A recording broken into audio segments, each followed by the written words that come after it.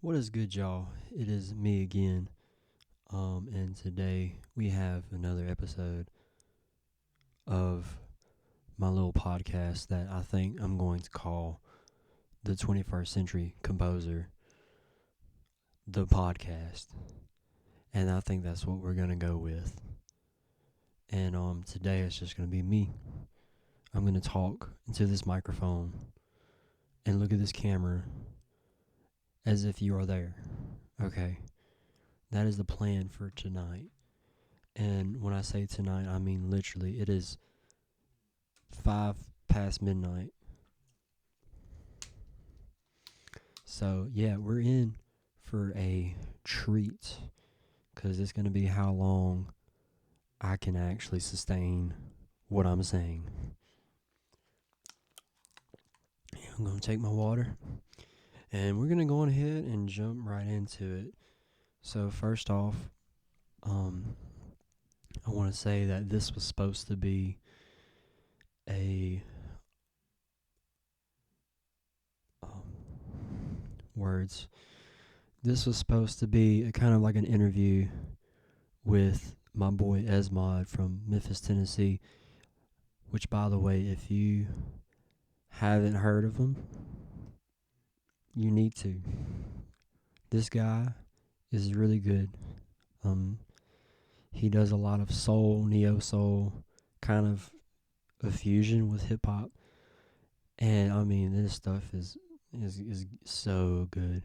I mean, I was listening to it while I was out riding around, and I mean, golly, I mean that stuff was good. And how he has the album, his newest album, I believe it's called Table for One. I'm going to double check because I don't want to tell y'all wrong.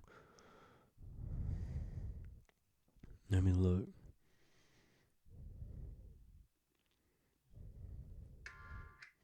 I don't want to play it. I don't want to get copyrighted. Yeah, it's called Table for One by Esmod. I'll link it or whatever in the description because y'all need, if y'all are really into that kind of fusion stuff, then that's what y'all need to listen to. He's up and coming, and he's amazing. He's a good guy too. If you ever get to talk to him, he's a really good guy. So that's enough of my shouting out because I am gonna do an interview with him.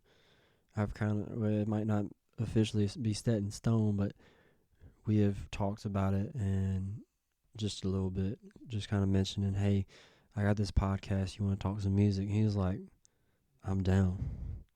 So probably by the time this is published, the other one will be published too, because I'm doing like 5 all at once, just putting them out there, and it should be like at least 5 hours of material for y'all to listen to and just hear me ramble, because I know a lot of y'all that know me know I like to ramble a lot whenever I get started. So yeah, let's jump right into this.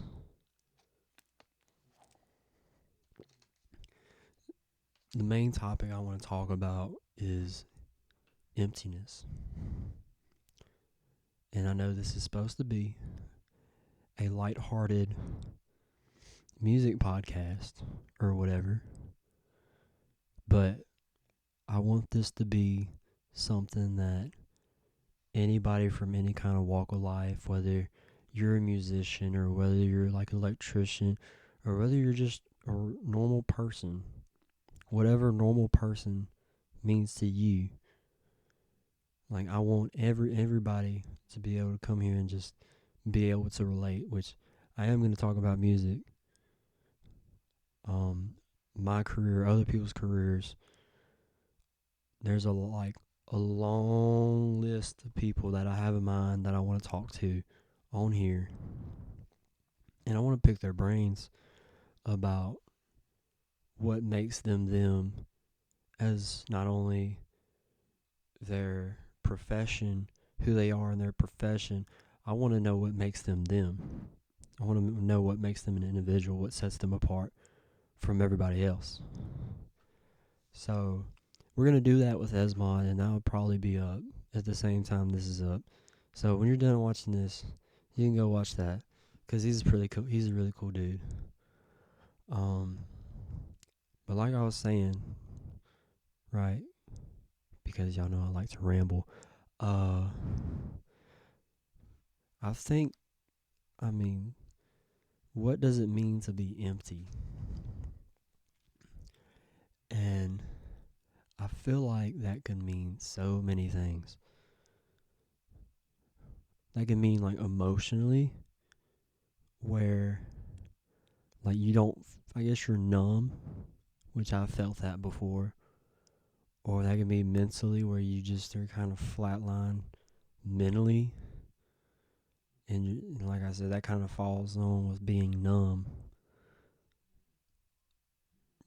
What does it really mean to be like empty? Maybe a part of it is not having any kind of direction at that point in your life. I can relate to that. What does it mean to be empty? Probably let that sink in for a minute. When life doesn't have any sort of direction, and you feel like you're just doing the same thing over and over and over again every day, to where there's no excitement in it at all, I think that could probably be something we can see as being empty. A lot of us work day jobs, or we go to school, or we do both.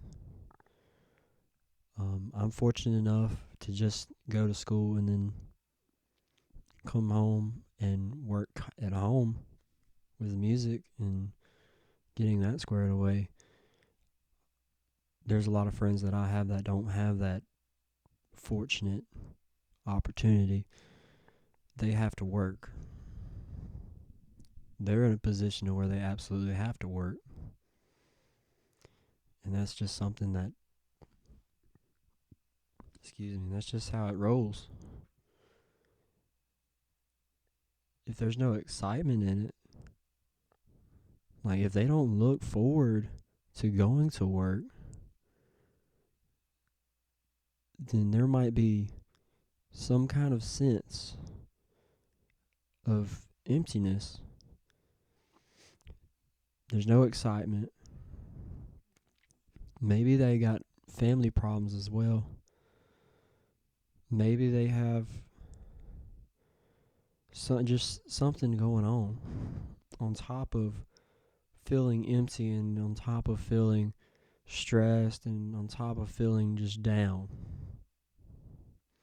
You feel like there's nowhere to go. I think that can give us an idea of what does it mean to be empty. I can't put it into words what I think it exactly means to be empty. I feel like I know what it means to me. Maybe not so much so to the next person.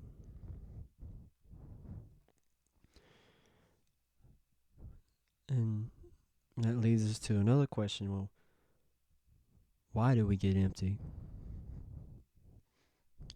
And I kind of feel like I answered my own question. Like, why do we become empty? And why are we empty? Well, there's no excitement in life. There's nothing that we wake up and we look forward to. There's nothing that we wake up and we're just excited about, we're motivated about. When I wake up, there's usually something in my day that I look forward to. And it's usually going to be the same thing. If it's Monday, I'm traveling that day down to Columbus. If it's Tuesday, Thursday, Wednesday, Thursday, Friday, I'm looking forward to third block band class. I always look forward to that. And if it's Saturday, Sunday, I'm going to hit up my buddy. And we're going to see what's good.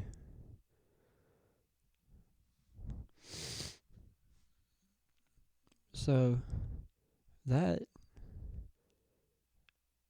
I think that's the opposite of what it means to be empty is you have something to look forward to every day. You have something to wake up to every day that excites you.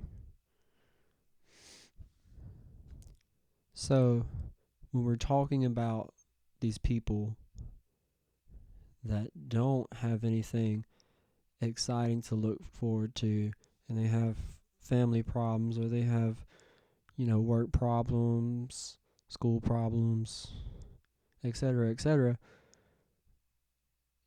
it is very, very likely that that person feels empty.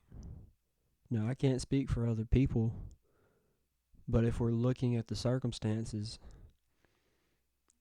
and we clearly see that this person has nothing to look forward to at all in their day, I could see how they would feel empty, or even more so, depressed. And that's serious. That's really serious because I think people are meant to have something to be motivated about. We all should at least have like one thing in our day that we are motivated to get to. I was listening to like a YouTube short or whatever. It was something to do with like SEAL selection, which I don't want to do. I'm not trying to be a special forces guy. I'll leave that to the people that motivates them,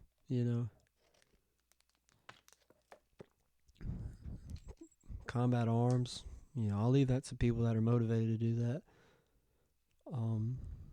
But anyhow, there was, I guess, a former candidate or a former SEAL or somebody. Somebody can probably look it up and tell me. But what they would do to make it through selection was they would quite literally look forward to mealtime and then the late evening when they would get to go back to their barracks and relax for that short little time. And that got me thinking, if they're looking forward to the very small mundane things like lunchtime, if they're looking forward to literally the time they go to bed, that's what they're looking forward to. That's what motivates them to get through the day is lunchtime is coming up.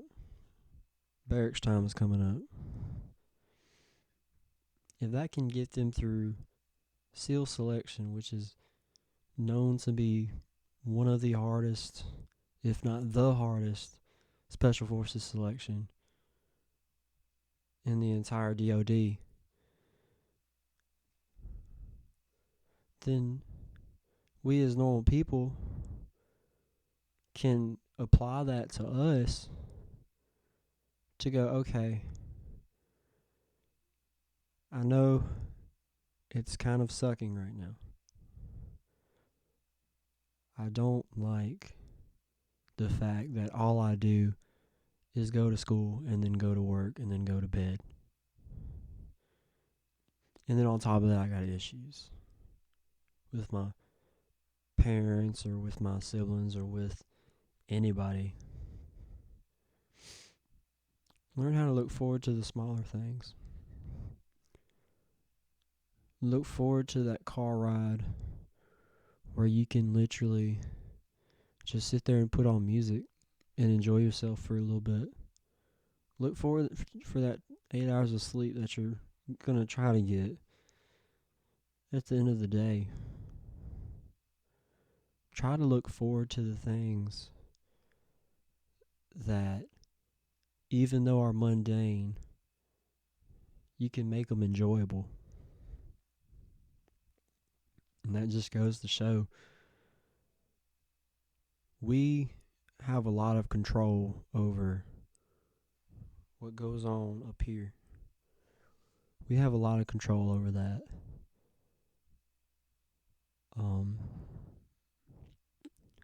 I know that for a fact. I know there's a lot of times where I struggle with things such as I get irrational and I start getting a temper, which I think I've worked on it enough to where I can say I'm good from that now. Like I don't let myself just wander in thought and just get heated and heated and heated. I've gotten to the point to where, okay, I can sit here and think out, okay, this is not the worst possible scenario at all. This is not the worst case scenario at all.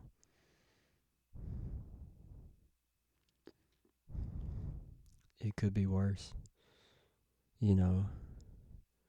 Like for example, I'll give you something that happened not too long ago.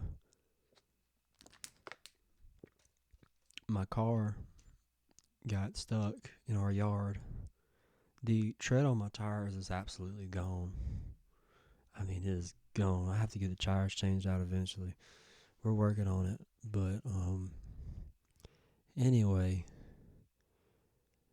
And me and my dad, we were trying everything that we had available. And I was like, man, this is really just inconvenient.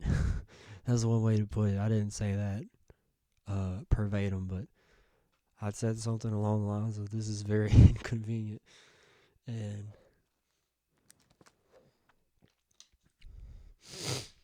when I sat there, I was like, it's not that bad. It's really not that bad. It could be a whole lot worse. My car was already in enough of a questionable shape when we got it stuck in the driveway during our little snowpocalypse we had. But it could be worse. Like there's still a little tread on there. That's something to be a little positive about. The car didn't flip the last time it was stuck. It can't possibly flip in a flat area. Something positive to look forward to. All we gotta do is either get a truck, or what we ended up doing was cat litter, which I didn't know that could do that. I had no clue. You just throw a little cat litter under there. And that's what we ended up doing. I took my mother's vehicle to Walmart, and I got two full things of cat litter. And I was like, here y'all go. I'm gonna go to my room and not think about it. And then next thing you know, he got it out. No problem. So just realizing that you're in your current situation, right? It could be worse. I know there's plenty of people out there that would, in a heartbeat, trade places with you. Somebody just got told that their parent is about to die from stage 4 cancer. There's somebody out there that's struggling to make ends meet. There's a little sting bug on my phone. Bye. Anyway, there's people out there that are struggling more than you. Now, am I saying that it's selfish to feel frustrated? No, I'm not saying it's selfish. But if we're keeping it real, your situation is not that bad compared to somebody else. There's always going to be somebody else with a worse situation. Now, am I saying that you shouldn't reach out for support? No, that's not what I'm saying at all. In fact, quite the opposite. If you talk to somebody about what's frustrating you and you're respectful about it, and you're not just yeah, you're being constructive, it helps you feel better. Obviously, I'd want you to like cool off for a little bit, which is understandable. You need to cool off. Because when you come to somebody and you're just going, yeah, this, that, and the other, I freaking hate my life, nothing's going right, and you're just going, you're not fixing the problem, or you're not coming up with solutions to the problem. Rather, you're making the problem seem more bigger than what it is. You're making the problem seem way more bigger than what it is. So learning how to be constructive with your venting, I guess we should put it, is going to help us feel a lot more better, a whole lot quicker. Now, I'm not like, preach what you practice. I'm still a work in progress. You know, with a temper, I'm still a work in progress here and there. Not as bad as what it was, but every couple months something comes up. Just being real. I'm human. As we'll find out later in this podcast, because I am veering far, far away from my outline. This may end up being like 2 hours.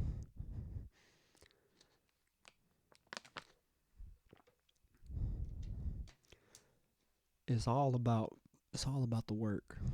It's all about constant working to make ourselves better. And I know for some cases it requires intervention, professional intervention. And there's a time and place for that. And those resources are available to people that need them, that think they're just too far gone. That's there for them. But I feel as though most of us can accomplish what we're going after with just being real with ourselves. I'm not a medical professional by any means. If you're struggling with something, reach out for help, and you just feel like there's no end to it. I would give it maybe, I don't want to put a specific time frame, but I feel as though when you know you need help, and maybe you're just struggling to ask for help, I get that. It all just comes down to reaching out to somebody and saying, hey, I've been going through this. I can't shake it, no matter what I do, no matter what I've tried. And I feel like the more I try things, the more I either don't get better or it just gets worse. That's the time when I feel as though it's time to really seek out help.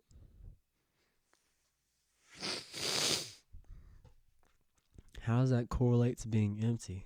We're going to try and reel it back in. How does that correlate to being empty?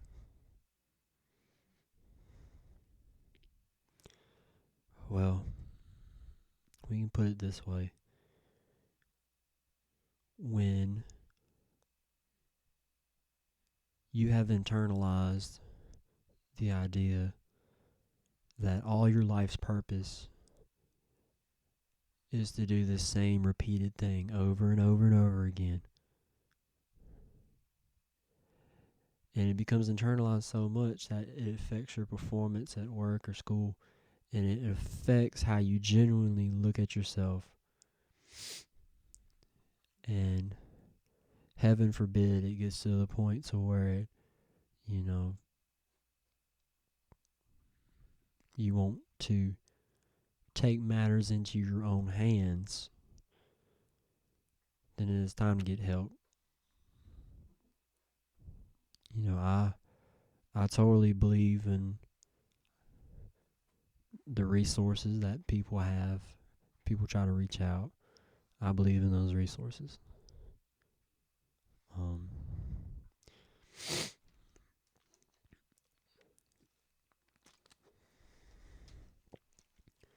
But once your emptiness is internalized, you have to either you have to make it a point to find something to look forward to, or if it gets bad, seek help. No question about it. So let me look at my notes. I'm going to try and keep this unedited, but I might cut some of it down just for the sake of just because I'm just going on and on and on. I'm just letting everything come out. So the next question that I kind of have on my little notes is, how does emptiness affect the young man or woman? Now, this is something I'm passionate about because the young man and the young woman, this is the pivotal years of your life. This is where a lot of your personality and a lot of your kind of ideals are kind of set in place in your like upper teens and I guess early adolescence maybe. The young man and the young woman, I mean, that can mean up to like the age of 25. They say, that the age of 25 is when you're supposed to kind of be fully developed as a man. I think with a woman it's supposed to be younger. Don't take my word on it. I'm not a doctor. I'm a musician by trade, so please, if that is wrong, don't roast me or whatever. But emptiness with the young man or emptiness with a young woman, that could be detrimental to the whole course of life that they have. If they internalize those ideas of, I am worthless, I am no good, I am empty emotionally or physically or in any kind of medium, they internalize the idea that they are empty and they don't have anything to look forward to in life. That can affect how they look at life later on. That can affect how they perform going on. Excuse me, my dog.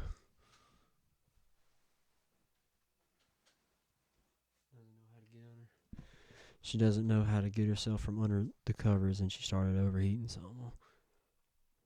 Hey girl. But as I was saying, with internalizing the idea that they are empty or they have nothing to look forward to throughout their days as a young man or a young woman, that can affect how they look at themselves later on. If there's no intervention either by their part or by a professional's part. Emptiness in a young man or a young woman, I'd think would be a lot more real to them.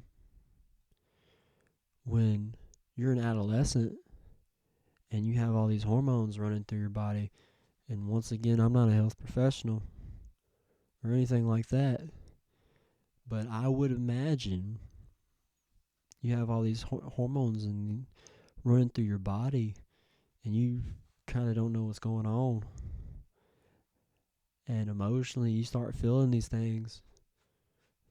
Start feeling these emotions that are a lot more stronger than what you felt as a child, maybe. Then that can affect how you carry on with life from then on. Because those things are real. Very, very real to those people that experience it. That feeling of emptiness or that feeling of hopelessness day to day, that's real. That is very real. My dog, yo. But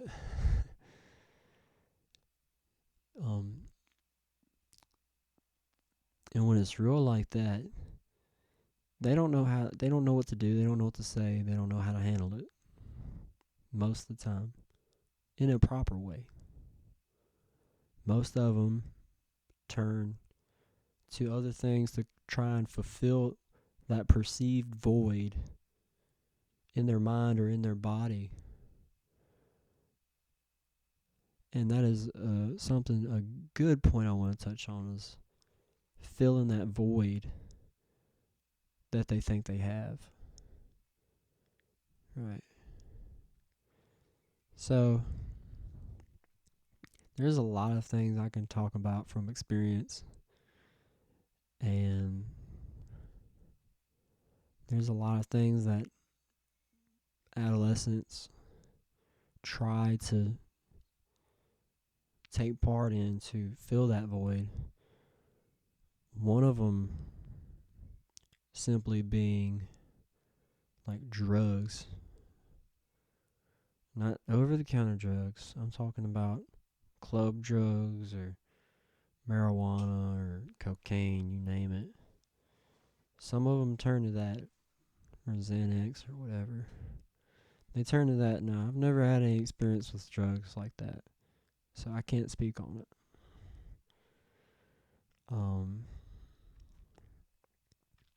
But I can maybe empathize just a little bit about their situation. I can empathize because I've seen a lot of people fall to that stuff and basically destroy their life.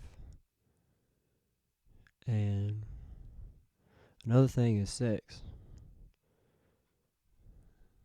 And adolescent sex. Things like that. And partaking in those things. If you're a young buck watching this, I'm gonna look you in the eye. Or at least I'm gonna try to make it look like I'm looking you in the eye. I know I'm not physically there, but young buck, sex ain't all that. It ain't all that.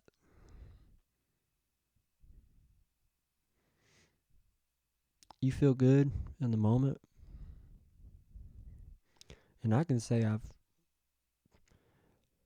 it is unfortunate that I can say I can tell somebody from experience. It ain't all that. You feel good in the moment, taking part. You feel good for maybe a little bit afterwards. But you know what?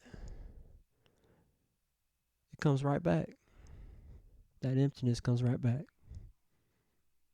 It doesn't go away.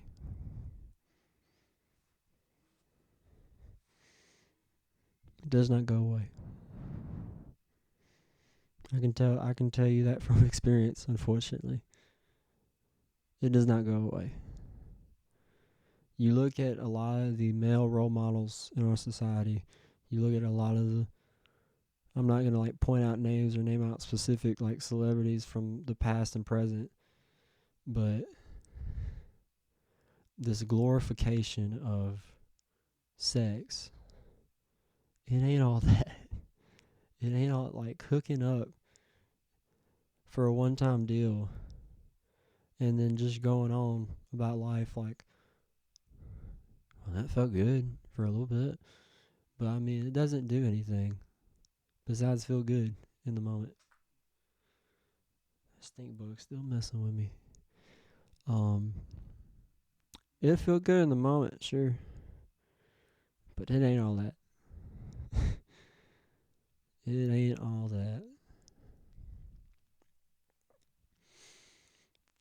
Glorification of sex, that is a mental battle that I wouldn't want to put anybody through willingly. 'Cause it takes your mind. It takes your mind over, really. I mean, when you're just sitting there and you're not like having a conversation, or you're just driving, or you're just laying around chilling, and all of a sudden you have this thought come over your head, and then all of a sudden your whole mood changes, and now you're only focused on this one thing, and then you want to try and relieve yourself, and then it's just this whole mess. I'm gonna keep it real with you. I don't care who sees this. I don't care if my family sees this. I'm not proud, but I'm not ashamed either. 'Cause I'm a man, and I take responsibility for what I do. I don't care if my principal sees this. I don't care who sees it. I don't care if preacher man sees it.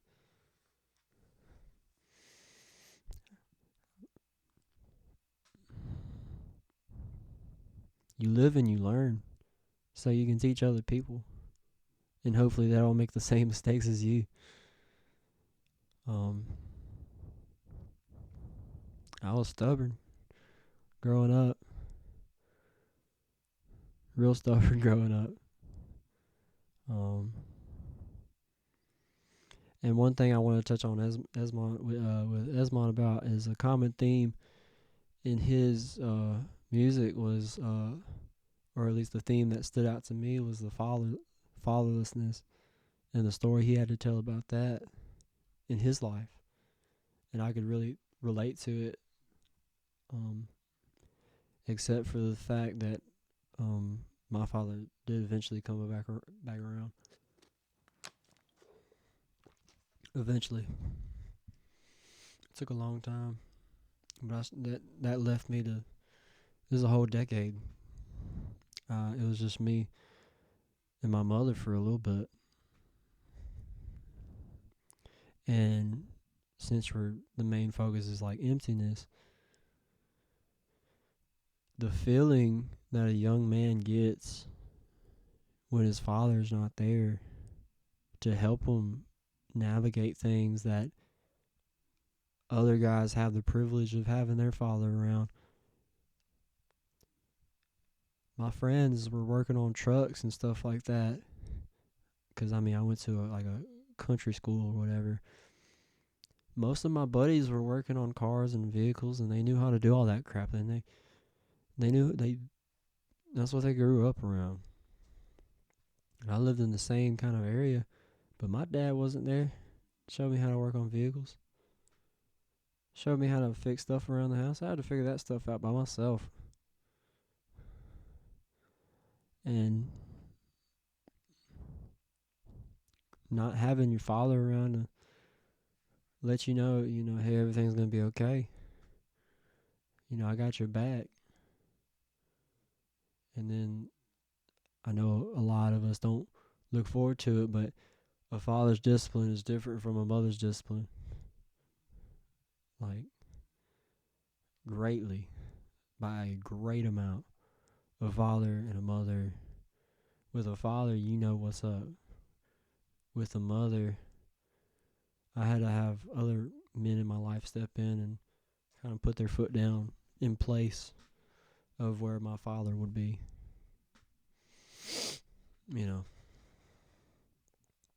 But how does that contribute to me and who I am today? Well, I learned a lot of things the hard way. usually in silence. Nobody knew about it. Nobody knew about the first time I had sex. Nobody knew about the first time I smoked. Nobody knew about any of that. And all that was to try and fill the void that I thought I had.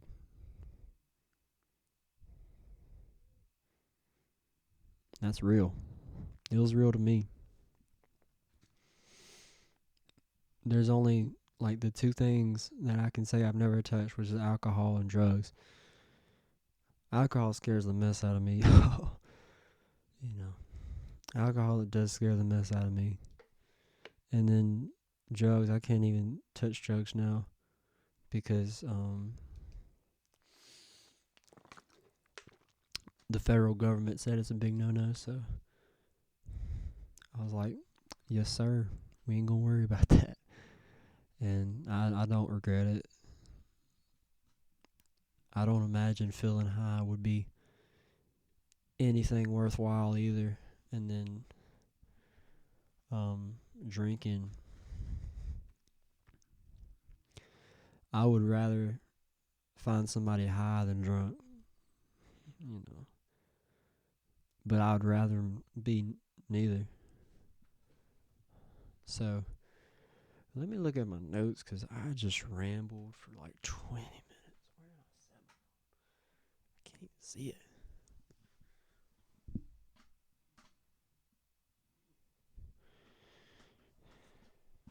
We'll get back to our normal scheduled program in a second.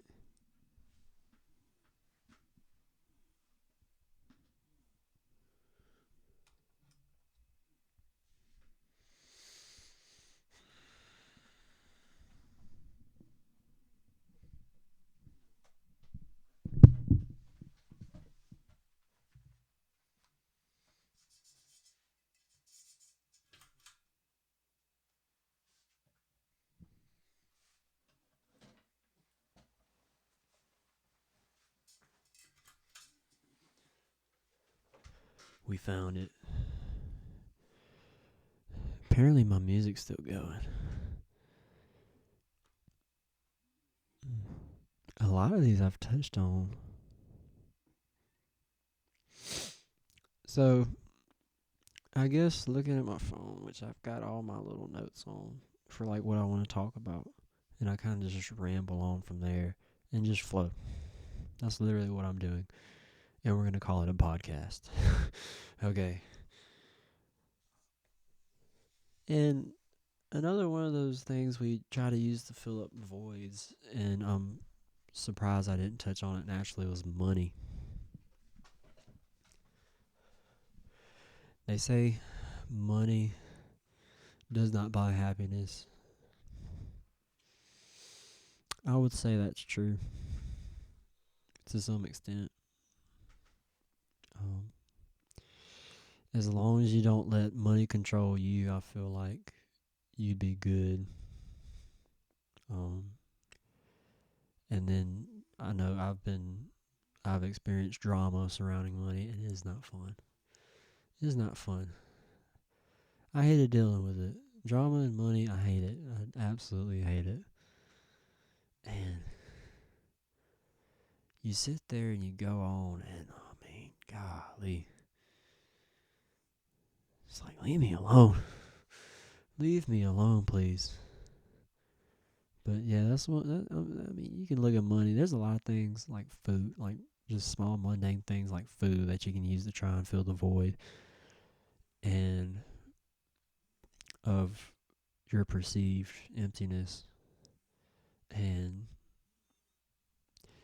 I feel like every time you'll find yourself at a dead end. I feel like everybody was like a sex machine or whatever is eventually got to a point so they're like, I can't do this anymore. This isn't the right thing to do.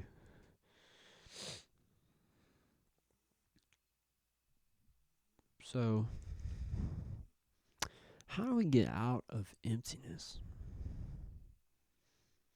I'll be honest with you. That's a good question. That's a good question. And I'm gonna give advice that, once again, I'm not a medical professional. If you need professional help, you need to seek professional help. You don't need to listen to some 18-year-old that doesn't know anything. I promise you, I know very little. But anyway, how would I get out of emptiness, right? So the first thing would probably be how, I want to word this the right way so I don't confuse people.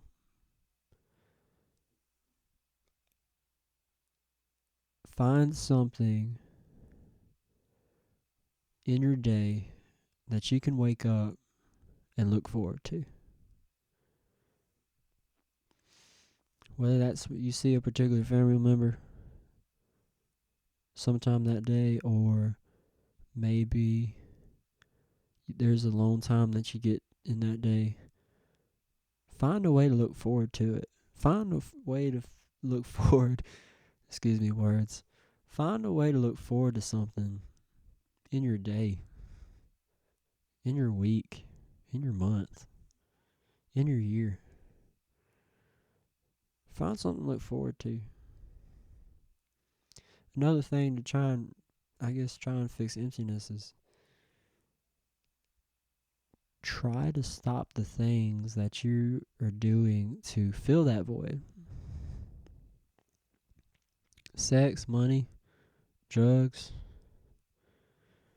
whatever you're trying to do that is unhealthy, and you know it's unhealthy, but yet you're still trying to use it to fill that void.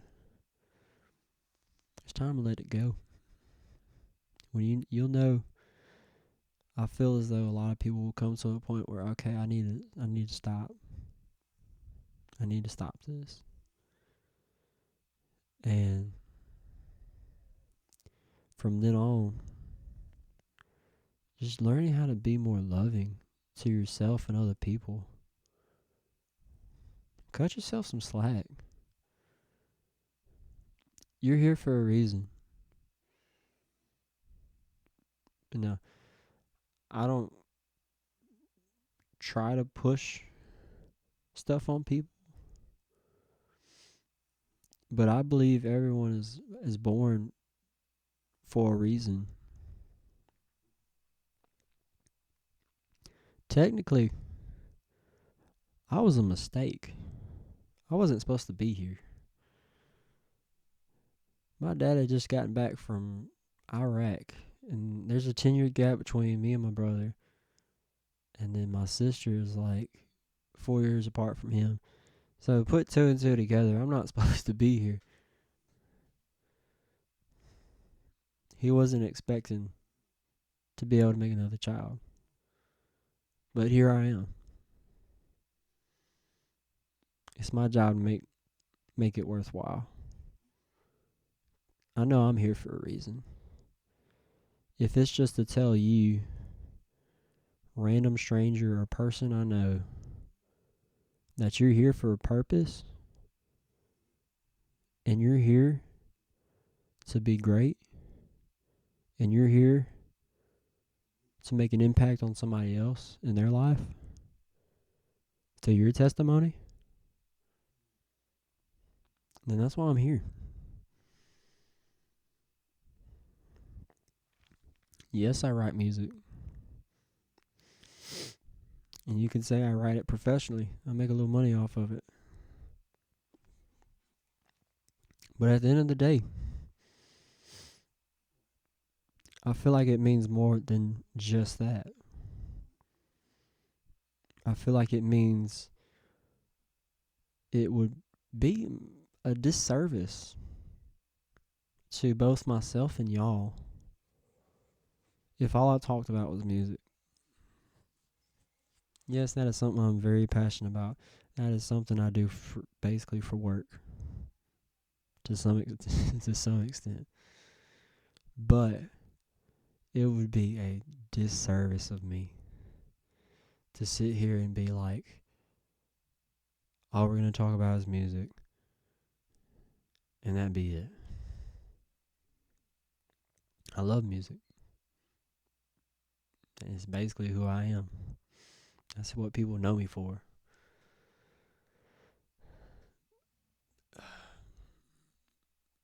But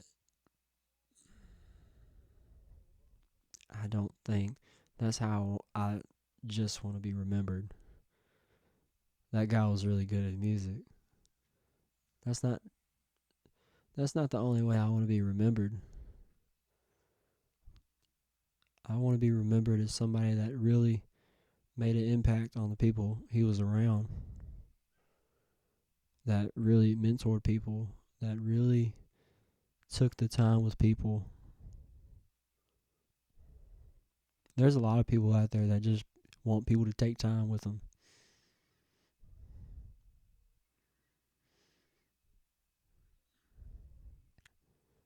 I want to be the person that people can look to, where I can just take time with them. We live in this world where everybody, with COVID, we all remember COVID. We all were separated physically, emotionally. We still communicated. We had Facebook Messenger, and we would text people, and we had Discord, and we could still, play video games with the homies. But we weren't connected. And I think we've just gotten used to it. We've gotten used to struggling to reach out to people or get a hold of people. Or we've gotten used to having some kind of struggle to have people take time with us and really take our time with us. That's something that needs to change, y'all. People out here struggling.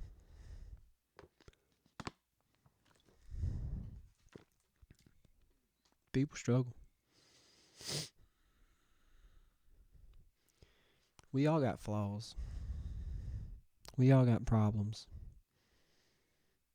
We're all just trying to make it. I don't care whether you're Christian, Buddhist, Hinduist, atheist, agnostic. I don't care who you are, what you believe in, what you call yourself. We're all just trying to make it. I don't care what anybody else says. I don't care what anybody else says. We're all just trying to make it.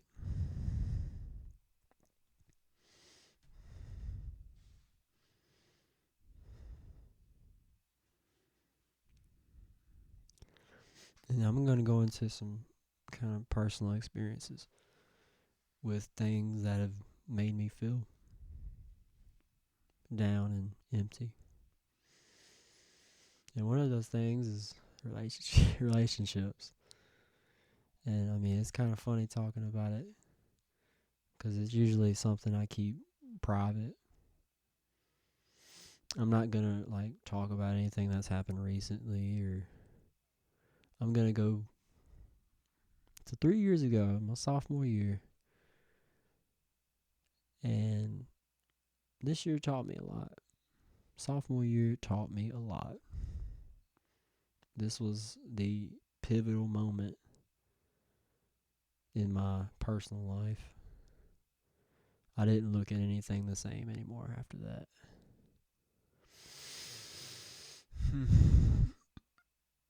So, it was sophomore year. I was playing bass guitar in my pit with the marching band at my high school, and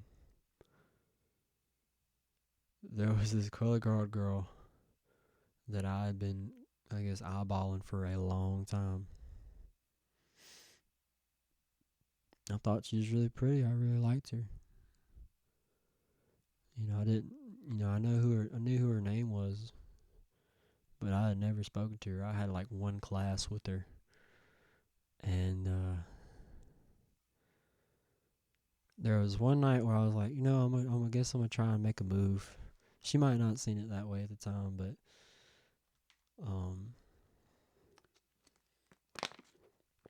that's how we were rolling that night.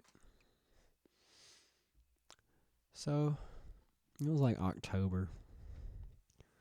So we were probably like a month into marching our show. And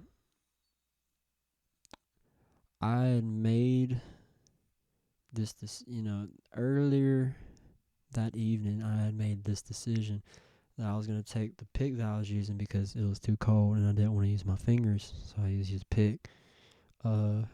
Bass players don't hate on me. And I mean, I was like, after we get done with the show and, I'm going to take my pick and I'm going to throw it out there in the stands and let somebody catch it or whatever. Like, when you're at a wedding and the bride, she takes her flowers and she just throws them out there. I was going to do something of that same effect with my guitar pick. But I was like, wait a minute. Her code name was it was like some elementary, middle school type beat. Her code name was that white girl. That's how I would refer to her in conversation with my friends. Very like middle school, early high school type thing. It was sophomore year. But carry on and we get done performing and we go load up the truck with all my equipment, my bass guitar, my amp. We put it on the truck and I'm walking back with some other front ensemble members and I'm telling them, yeah, I'm gonna give my pick to that white girl. That's how I refer to it. And they're like, who's that white girl? In particular, it was her sister, her younger sister, like by a year. She was a freshman at the time. And obviously, like I said, I was a sophomore, and then that white girl was a sophomore as well. So I was like, you'll see. You'll see. And fast forward, we get back to the band hall. We march back up to the school, and if you're in marching band, most of the time, like if you're the home team, you usually march to and from the school to the stadium, or at least we do that in Mississippi.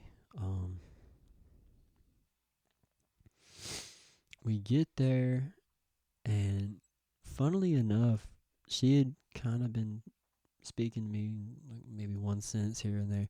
This was like a first. So I felt like, oh my goodness, things are lining up really well. And so she brings back my bass guitar from the truck. And I had already brought my amp back into the band hall. And she goes, it looks cooler on me. Something like that, talking about my bass. And I was like, oh, okay. I was like, I don't know what to say to that. And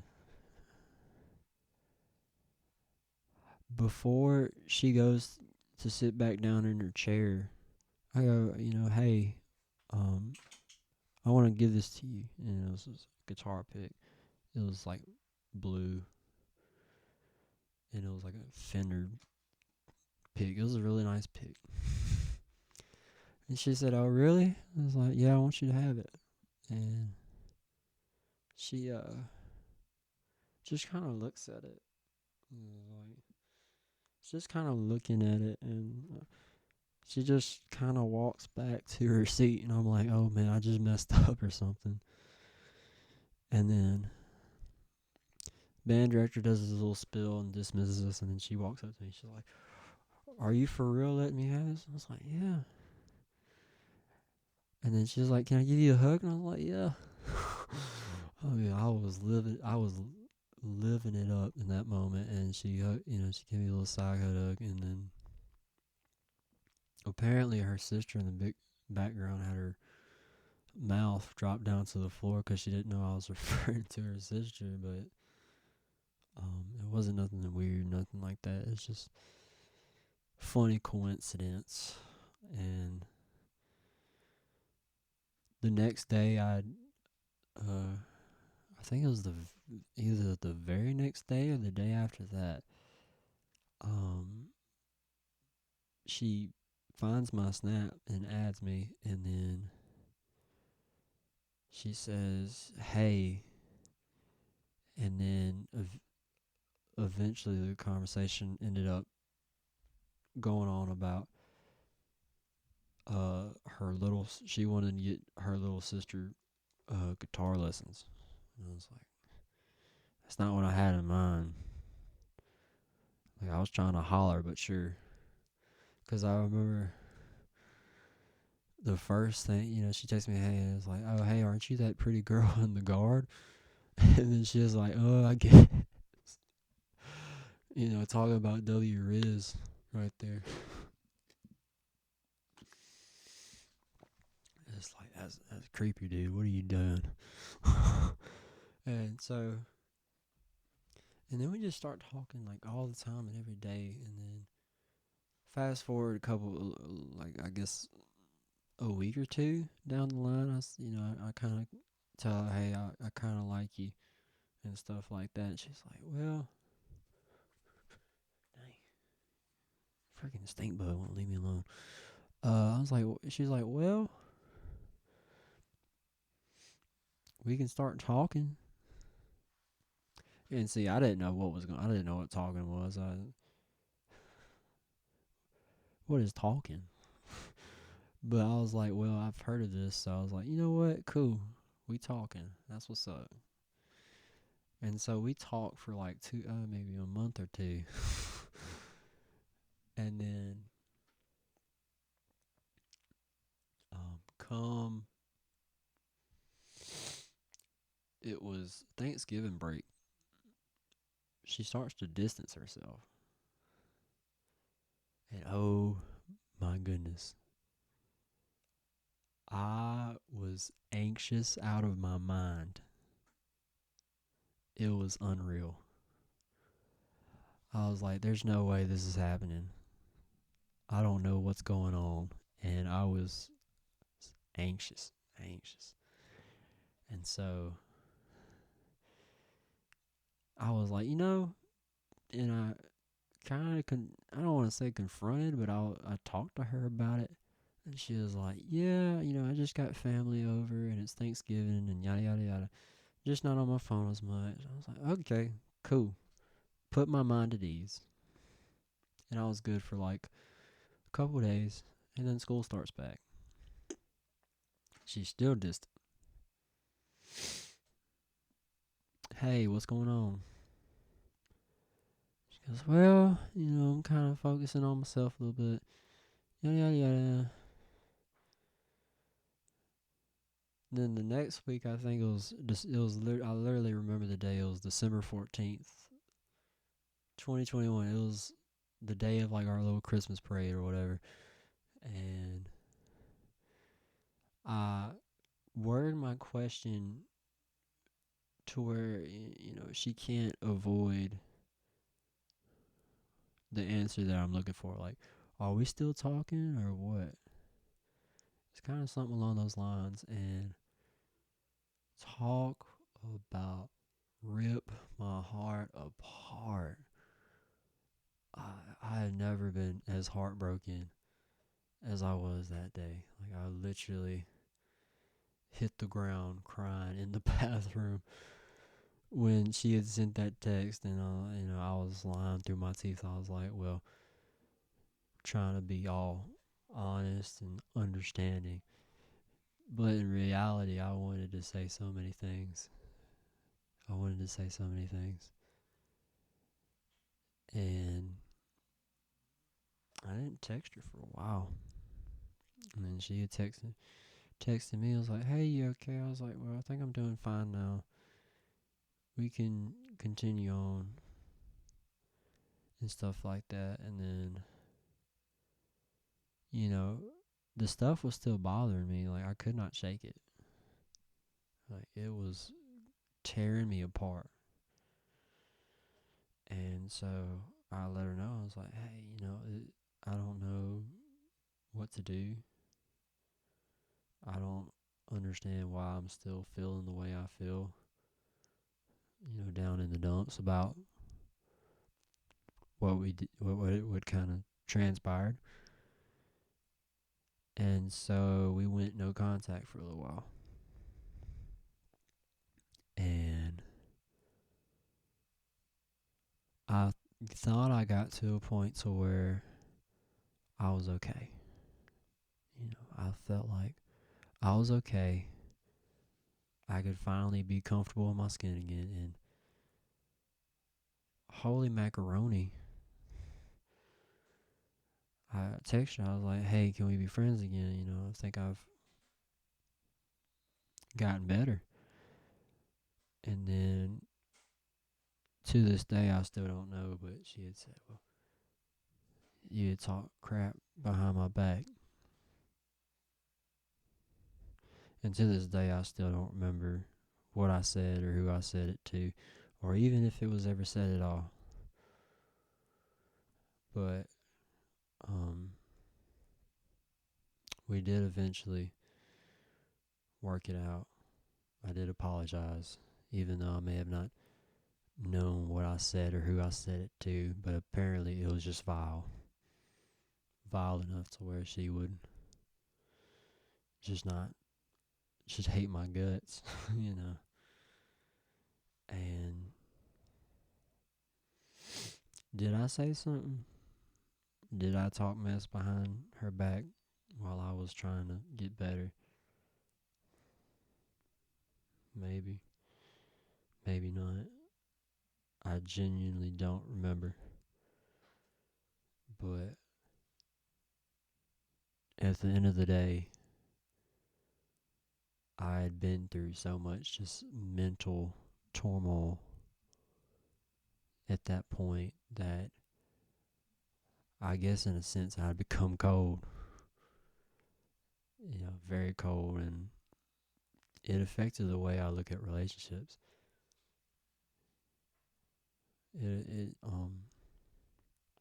They always talk about how a guy always has their first love, or like their first kind of person they're a sweetheart to, and then things go sour, and then they're just never the same.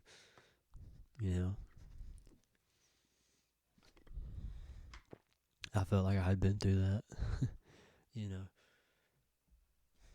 Which I have no bad blood against her.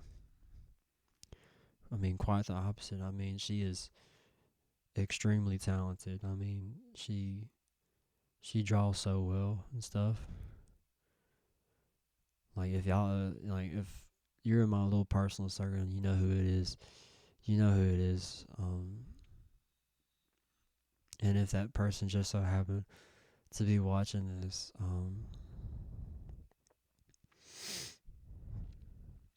well, I mean, like I have no ailment against you.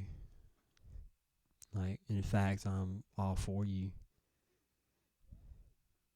Like, you are extremely talented, more so than I'll maybe ever be. And you have, like, so many opportunities, like, down the road. All you have to do is just tap in. Like, I have no bad blood against you. I don't even have enough to do with you to have bad blood.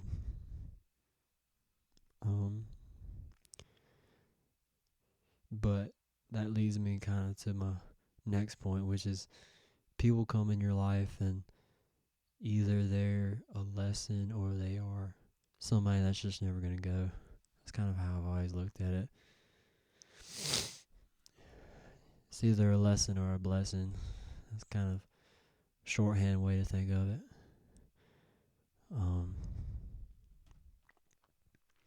So how does that pertain to me?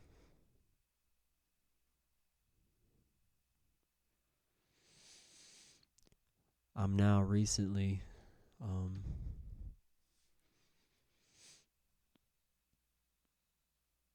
I'm not really going through it at all, but I feel like I've just been prepared for it,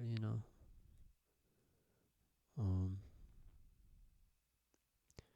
and this question isn't relevant to anything that's happened to me recently. Like I said, I'm not going to be talking about things that happened recently. But just a question that I have thought about sometime in the past was, are you just lonely,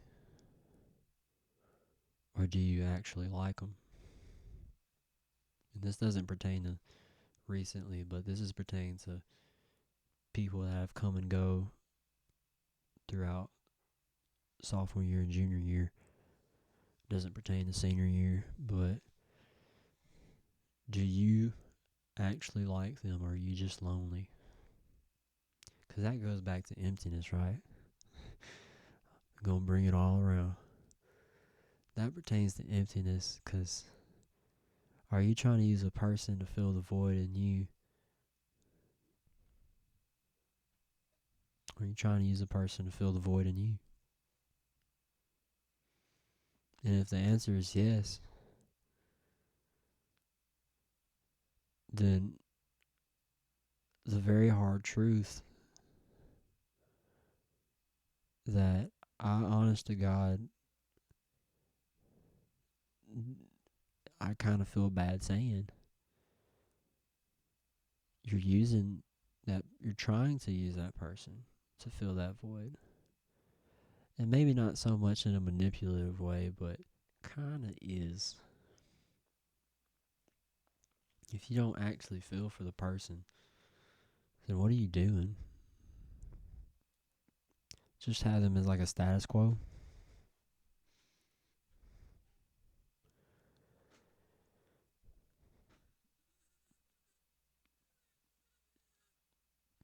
Let that sink in for a little bit. Do you just want this person as a status quo of saying, I have somebody that quote unquote loves me?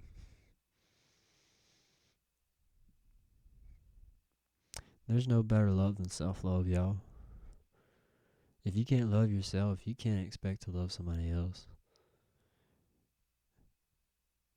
Like I said, I'm not trying to push nothing on nobody, but if you can't love your God, for all you religious people out there, then you can't love other people. You can't love other people. It is nearly impossible to do it right. It is hard to love people unconditionally. It is hard to love yourself unconditionally. But if you can't love yourself unconditionally, then you sure as heck ain't loving somebody else unconditionally. Because let's be real.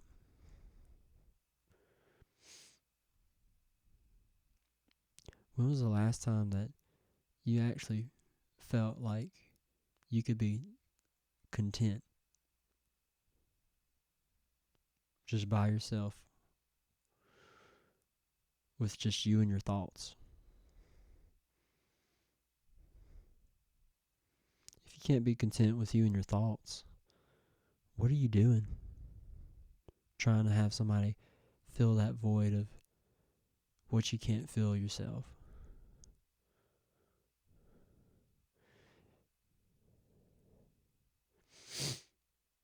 If you cannot love yourself, as I've said probably 3 times, you cannot expect to properly love somebody else. When people look at marriage and they look at that commitment, Some people look at it as a 50-50 commitment. One person puts in 50, another person puts in 50, and they make a whole. I'm here to tell you that is setting yourself up for failure. I can't say I've been there from personal experience, but from examples that I've seen and other marriages that I've seen fall apart, it isn't 50-50, it's 100-100. It's 100% of somebody and 100% of another person. If it's anything but that, we're in trouble from the get-go.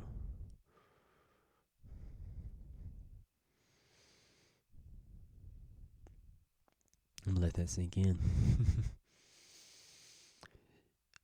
If you yourself do not feel as though you are quote-unquote complete, if you haven't put in the time or effort to work on yourself before trying to love somebody else, you're doing yourself a disservice. And you're doing them a disservice. Because they have half of a person. And they themselves might be half of a person. I know a lot of people say, well, I found my other half. Which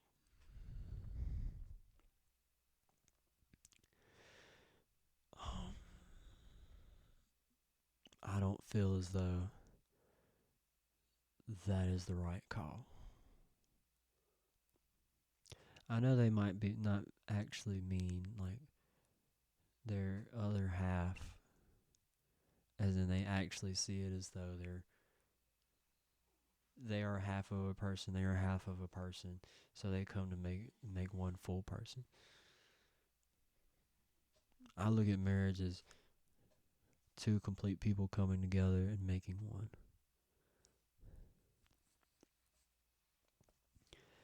I know the math don't necessarily math to most people, but I feel like that's the only right way to do it. Excuse me.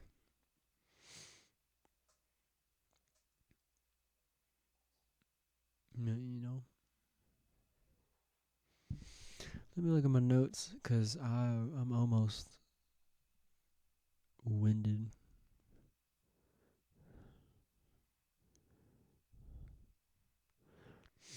I think we're going to call that a wrap. That is an absolute wrap right there.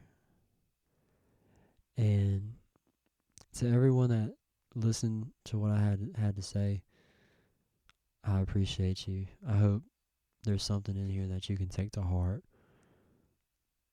I enjoy doing this. Just me, myself, my thoughts, a crappy camera, and a down the line microphone. I hope you've enjoyed it enough to tolerate that, So I thank you for watching and or listening, or however you consume this media. I hope, like I said, I hope there's something in here that you've taken to heart, because this is good stuff, I feel. Because even right now, I'm taking stuff away from myself and my personal life while I'm just letting my thoughts spill out. Thank you, and see you next time. Bye-bye.